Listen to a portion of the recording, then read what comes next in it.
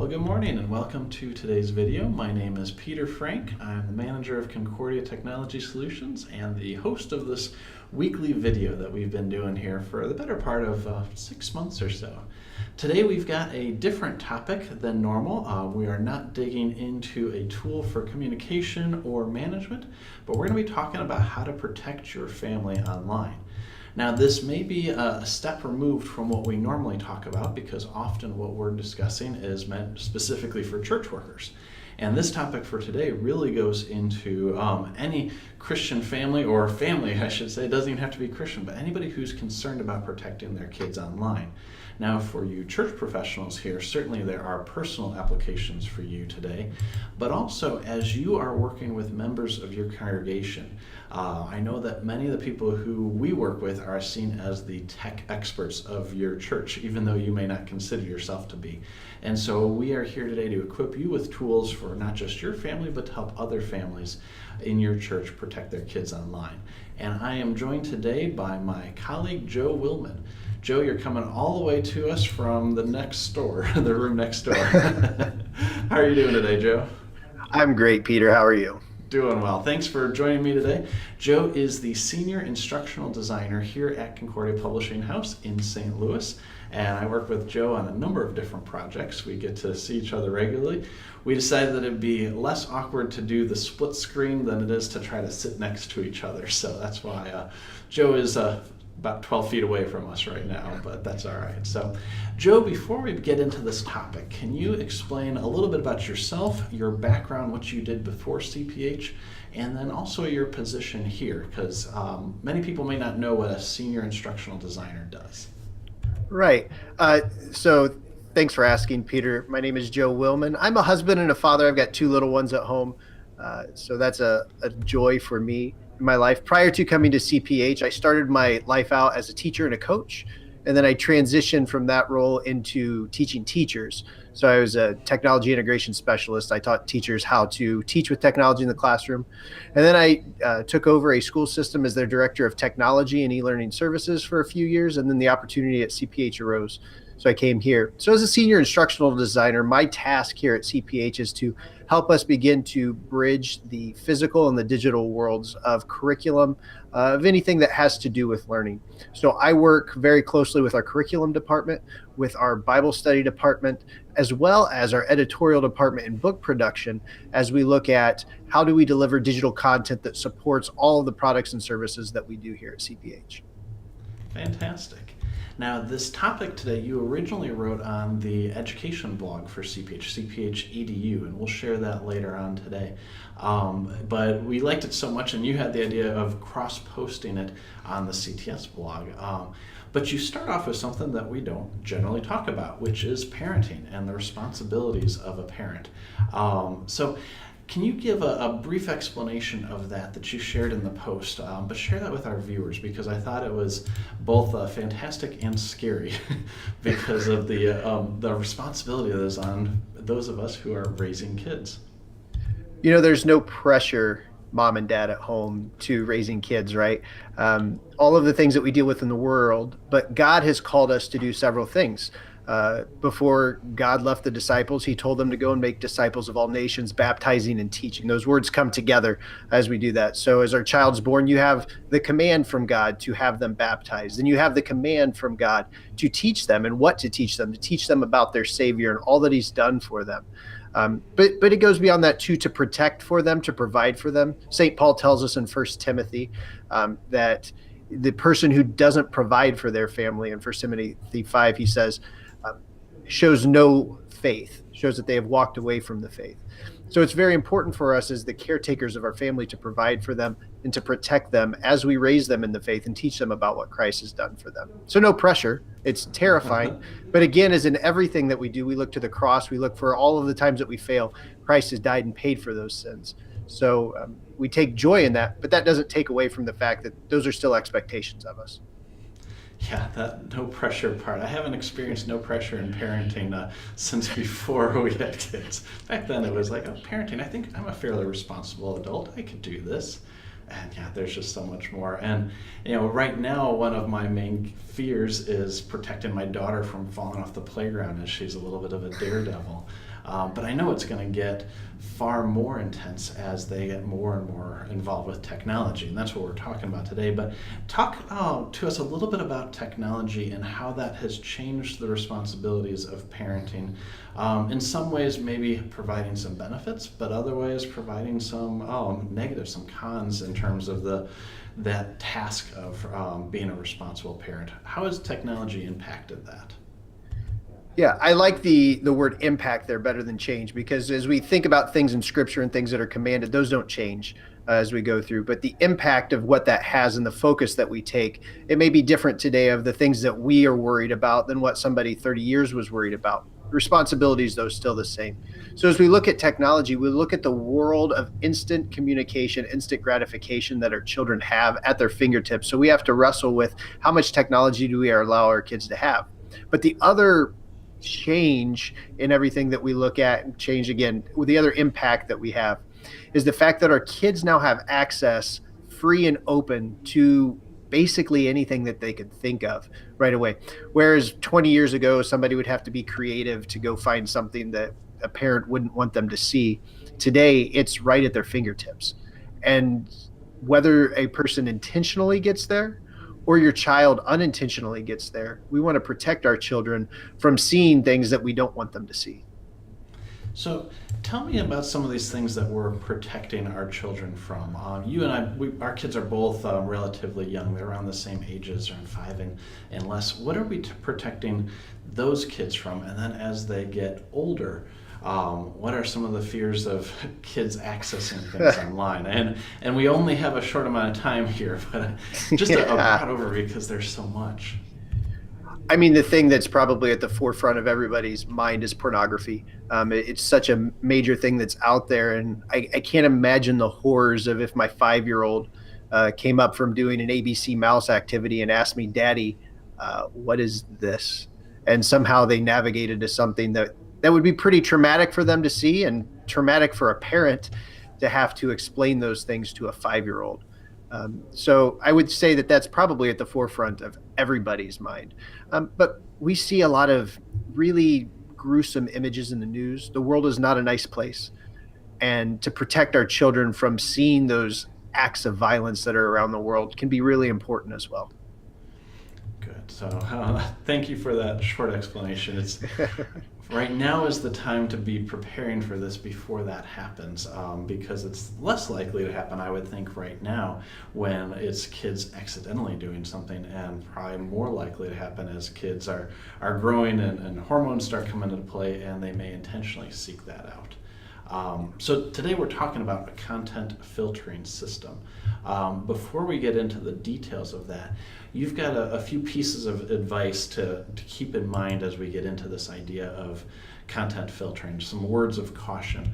The first is that this is not a fail-safe system. What do you mean, or why is that? Why is this not a perfect solution? Have you ever dealt with technology before, Peter? I have a little experience. Yeah. Does it work all of the time? I can tell you from live videos alone, no. This is why it's not 100% fail-safe. We are relying on a technology to do work for us. And so it's only as good as its databases. It's only as good as the technology being up and operational. So this isn't 100% fail-safe. This does not relegate a parent the comfort of knowing that, okay, I can send my child into a room completely unsupervised to go do something. Rather, this is just a fail-safe that we place in between the child and that. So it doesn't take away your responsibility as a parent, but again, it's a fail-safe as you're going through things.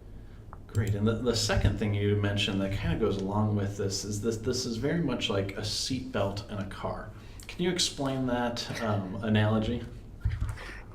I felt very clever when I thought of this. So that's really good. So when you think of a seatbelt in a car, we wear a seatbelt in case something bad happens. Just because somebody puts a seatbelt on does not make them an effective driver. It doesn't make them a good driver, but they still wear a seatbelt. Even if they're a great driver, they still wear a seatbelt. And the seatbelt is there to protect us in that time of tragedy or that time of utmost need. Whereas, so if we look at this from a technology standpoint, putting a filter in place does not remove the importance of you as a parent, especially those with kids that are getting older, that are getting more freedom on the internet, to not talk to them, to not teach them about the appropriate use of technology. It's not something that you set it and forget it, walk away and think, okay, my kids are going to be great. We still have the responsibility of teaching them how to properly utilize the device that is in front of them.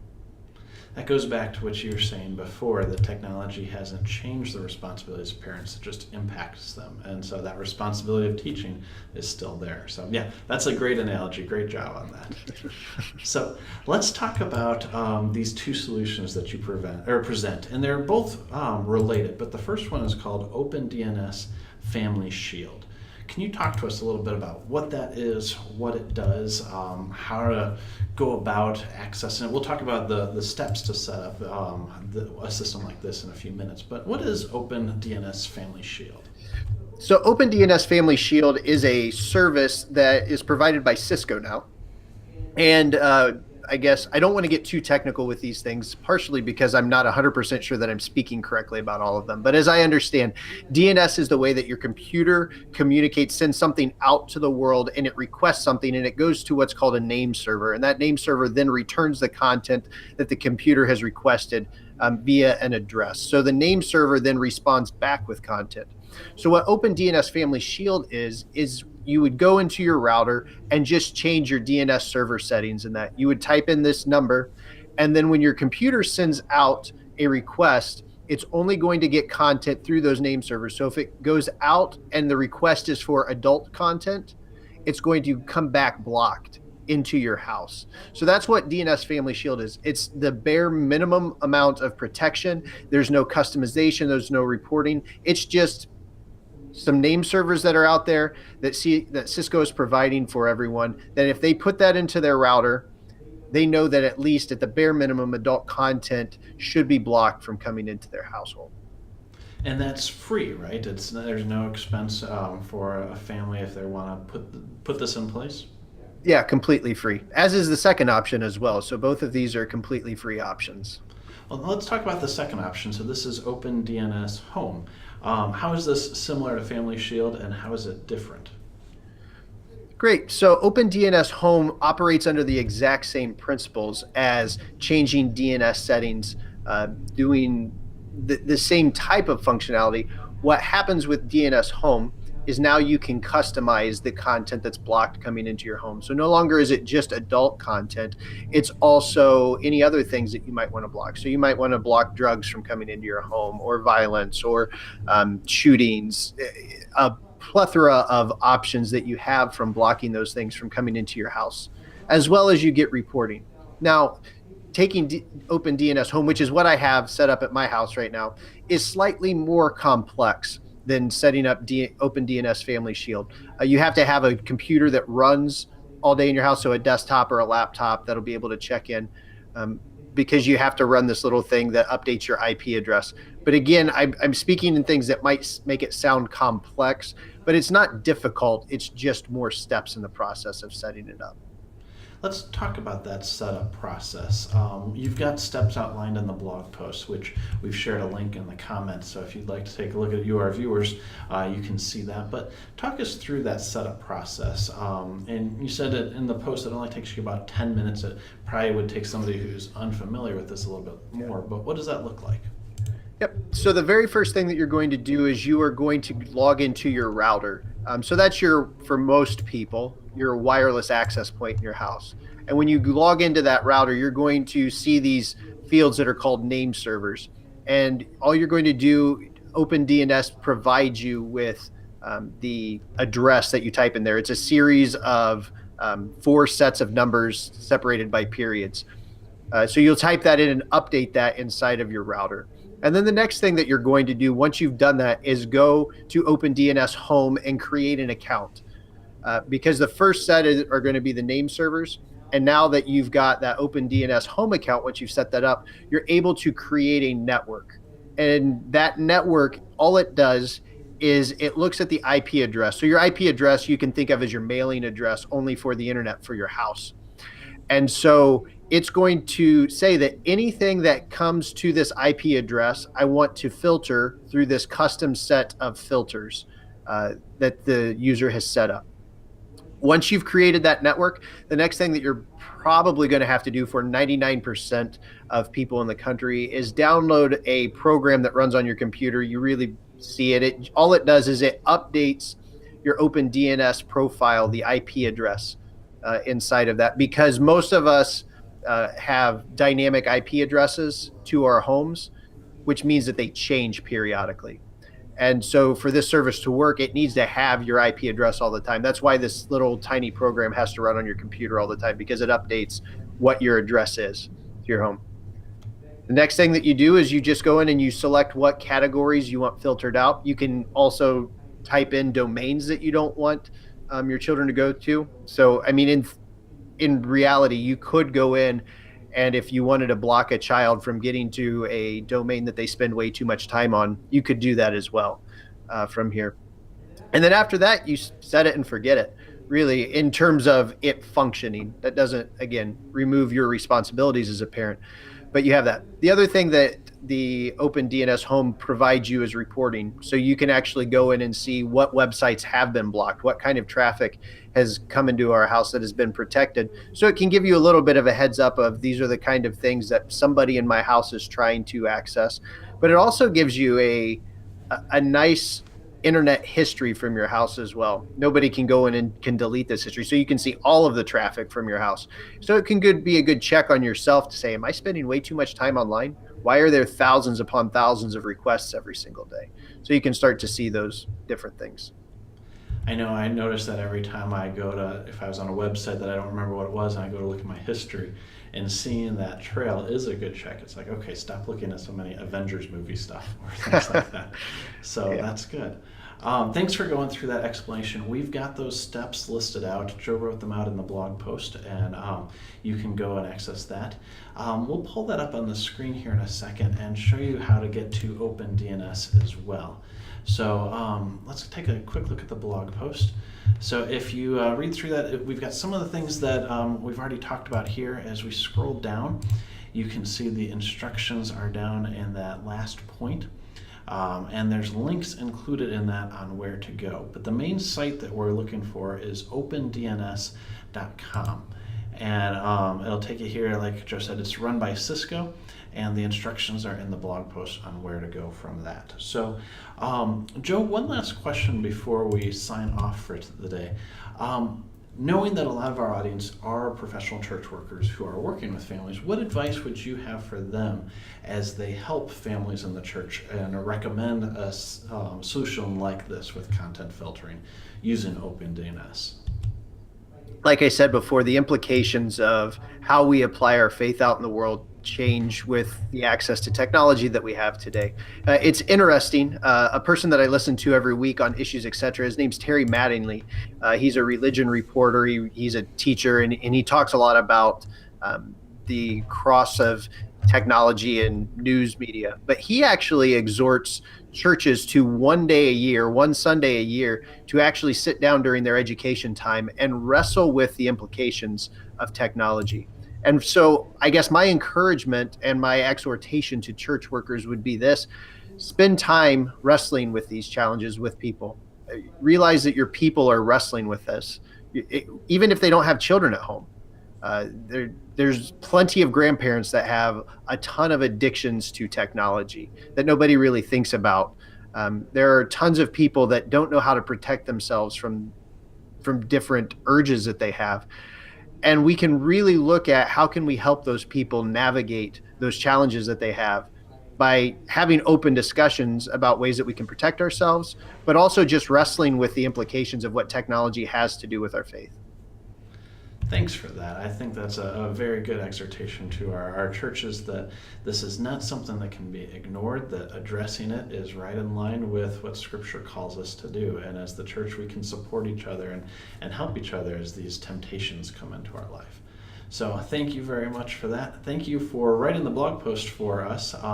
We're going to share now the at CPH.edu, so that's education.cph.org. There's a fantastic blog that Joe manages, and you've got a number of different authors here who talk about everything that an educator might need, and not just educators as in the classroom, but parents as well. And I think you've got homeschooling on there and many other forms for educators. Is there anything you'd like to share about that blog as we point our viewers to that? It's just a very Christ-centered blog. We cover education from all aspects of education. We have a vice president from a Concordia University that writes from us. I write when teaching the faith at home. We have other people that talk about Lutheran ed, public ed, home educators. So we have a wide variety. But as with most things, our view is that parents are the primary educators in the household, and we want to equip them to be able to serve in that vocation. Fantastic. Well, thanks again, Joe, for being with us today. Thank you to our viewers for being here, and I invite you to tune in next week at Thursday at 11:30 Central Time, as we'll have another great topic on technology in the church and how to leverage that. We'll be talking about storytelling with Katie Munson. So thanks for tuning in today, and I hope to see you next week. Have a great rest of the day. Bye.